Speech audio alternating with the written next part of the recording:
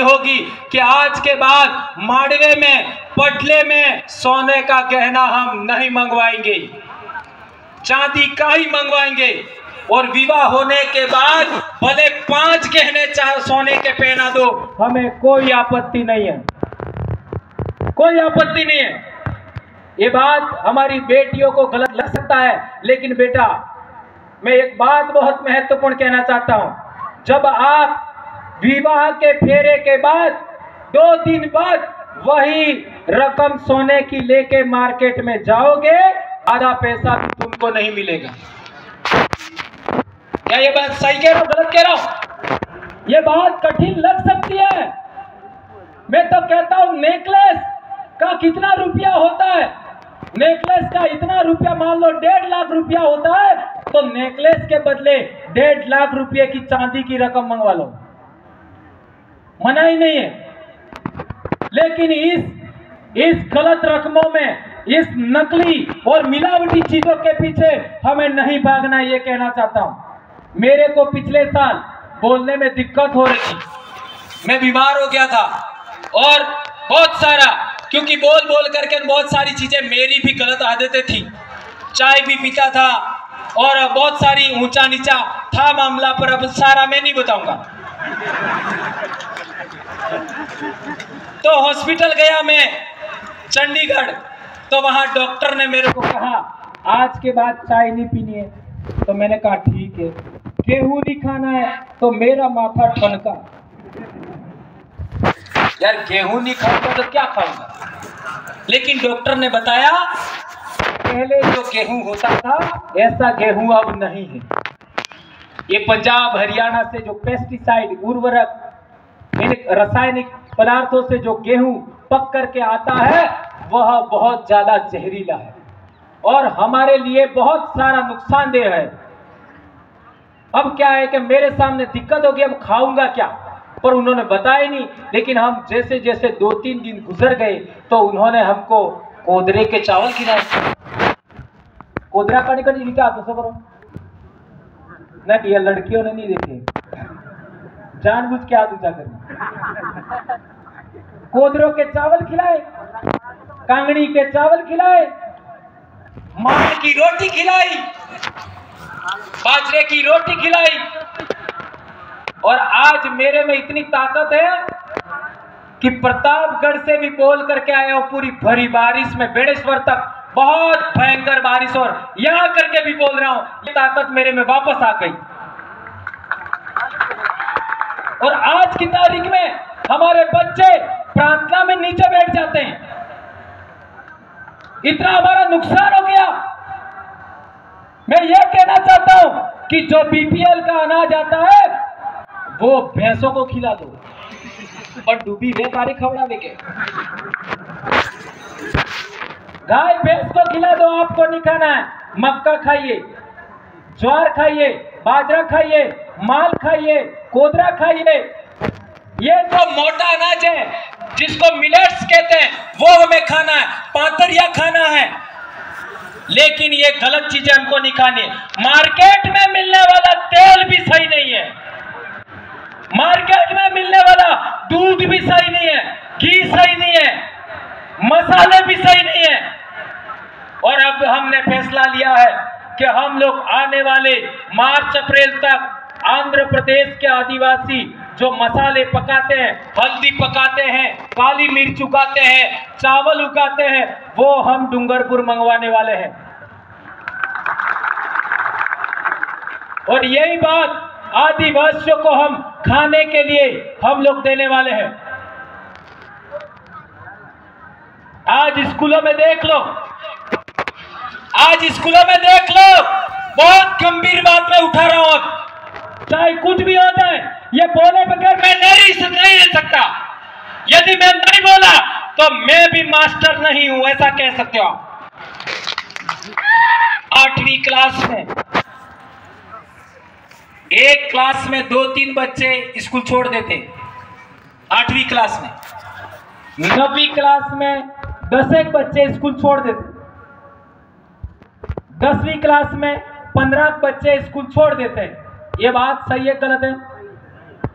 हर एक स्कूल में यही हाल है। 8वीं में 2-3 बच्चे, 9वीं में 10 बच्चे और 10वीं में 15 बच्चे स्कूल छोड़ देते हैं और 10वीं के बाद बहुत कम छोड़ते हैं। इसका कारण क्या है? इसका कारण क्या है? आपने देखा होगा 8वीं क्लास नो सोरो चाहे तमारो वे के मारो वे ई फैशन करवानु शुरू करे। वाल ओसा देसा कपावे, ओसा नेसा गोते फैशन करे, मीदी लगावे, है ना? ऐसा नाटक करना 8वीं क्लास में बच्चा शुरू करता है। और जिस बच्चे को पाठ पढ़ना नहीं आता है 8वीं क्लास में, ध्यान रखना, बहुत गंभीर बात उठा रहा हूं मैं, जिस बच्चे को 8वीं तक पाठ पढ़ना नहीं आता है वह बच्चा अलग रास्ता चयन करता 8वीं क्लास में। और जिस बच्चे को पाठ पढ़ना आता है, माँ बाप ध्यान देते हैं, काका बाबा ध्यान देते हैं, टीचर ध्यान देते हैं, उस बच्चे का ध्यान अलग रास्ते की ओर मुड़ता है। 8वीं क्लास में 2 रास्ते स्टार्ट होते हैं, एक रास्ता मौज मस्ती का, एक रास्ता पढ़ाई का। जिन बच्चों को पाठ पढ़ना नहीं आता है वो अपने आप को गिल्टी महसूस करते हैं, शर्म महसूस करते हैं, वो मौज मस्ती की ओर मुड़ जाते हैं। और मौज मस्ती की ओर मुड़ने वाले बच्चे व्रत उपवास में फंस जाते हैं, इसके बाद नशे में फंस जाते हैं, इसके बाद बाइक राइडिंग में फंस जाते हैं, इसके बाद और बहुत सारा आप सब जानते हैं। और वो बच्चे क्या करते हैं आगे जाकर के? बाइक राइडिंग करने के लिए, मोटरसाइकिल 1.5 लाख की लाने के लिए, चलाने के लिए पेट्रोल भी तो चाहिए, कहां से लाएगा? फोन चलाने के लिए रिचार्ज भी करना पड़ेगा, कहां से लाएगा? इसकी वजह से हमारे इलाके में बहुत सारी घटनाएं घट रही, ये बात ध्यान रखनी है। इसलिए मैं कहना चाहता हूं कि जो बच्चा 18 साल से कम उम्र का है, आप यदि माता पिता है, उसको किसी भी सूरत में मोटरसाइकिल नहीं देनी है। नंबर 1, किसी भी सूरत में 18 साल से कम का बच्चा है उसको फोन नहीं देना है। मेरा बच्चा भी अभी 12वीं पास हो गया, मैंने फोन नहीं दिया, नहीं दिया। आप अपने अपने घर में देख लीजिए, बात ध्यान रखनी होगी। यदि हम लोग इसका ध्यान रखेंगे तो हमारे बहुत सारे बच्चों का आत्महत्या रुक जाएगा, बहुत सारे बच्चों का एक्सीडेंट रुक जाएगा, बहुत सारे बच्चों का असमय कुछ गलत होने से, जेल जाने से बच जाएंगे। ये बात मैं आप लोगों के बीच में कहना चाहता हूं। दोस्तों, आप लोगों ने बहुत सारी बातें सुनी, इन बातों का आप लोग आने वाले समय में इंप्लीमेंट करना और हमारे समाज को जन जागरण करने में इसी तरह से मदद करना। और एक गंभीर बात अंत में कहना चाहता हूं कि हम लोगों को आज के बाद में अपनी विवाह पद्धति के लिए, अपना ये जो ड्रेस है उसको बचाने के लिए और बहुत सारी बातें हैं, उनके लिए आप काम करेंगे। हाँ, एक और बात, आसाम से जो डांस टीम है वो लगभग डूंगरपुर अभी पहुंच चुकी है। जो ठेठ आसाम से आई है बिहू नृत्य वाली लड़कियां, वो भी आदिवासी बेटियां हैं। अटलो टाइम खर्च था ही क्यों, तो थोड़ा और राजकुमार जी भी अभी आने वाले हैं, तो इसका थोड़ा सा आप लोग थोड़ा सा ख्याल रखिए। और जहां तक बात है, मैं जो कह रहा था कि हमारे समाज के अंदर पढ़ाई सबसे पहले ध्यान देना है। एक रोटी कम मिले चलेगा, सभी बच्चों को स्कूल भेजेंगे। और एक बात, मैं सबको हाथ ऊंचा करके सौगंध खिलाऊंगा आज बात, हाथ ऊंचा करके, चलो हाथ ऊंचा करो दो। हाँ, सबको दो हाथ। मैं भंवरलाल परमार एम कहूंगा तो तमें तमार नाम बोलवो है। मैं भंवरलाल परमार,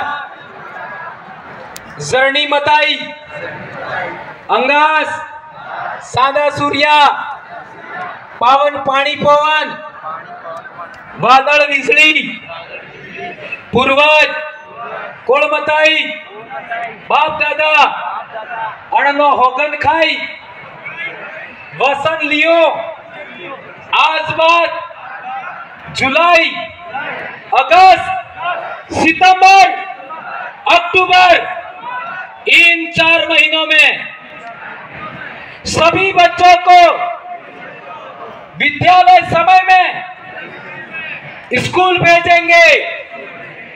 किसी भी व्रत उपवास में फंसा करके, कर्मकांड में फंसा करके बच्चों की शिक्षा नहीं बिगाड़ूंगा। मेरे बच्चों को मेरे पूर्वजों के समान शरीर को मजबूत बनाने के लिए मेरे पूर्वज जो खेतीबाड़ी, पशुपालन करते हुए पौष्टिक ऑर्गेनिक भोजन खाते थे, उसको वापस पैदा करके मेरे बच्चों को खिलाऊंगा। बाजार का दूध नहीं पिएंगे, बाजार की सब्जी कम से कम वापरेंगे, बाजार का तेल कम से कम वापरेंगे, सरसों महुआ का तेल वापस शुरू करेंगे। हर एक घर पर डूबी जरूर रखेंगे। धन्यवाद। जय जवाहर, जय आदिवासी, जय बिल प्रदेश, जय भारत। राजकुमार जी को सुन के जाएं और थोड़ा सा और पेशेंस रखिए, बहुत कुछ हो गया। और यदि आप लोगों को 1 मिनट के लिए कोई सवाल मेरे से जो मैंने बताया उसमें से कोई पूछना है तो आप पूछ सकते। एक मिनट।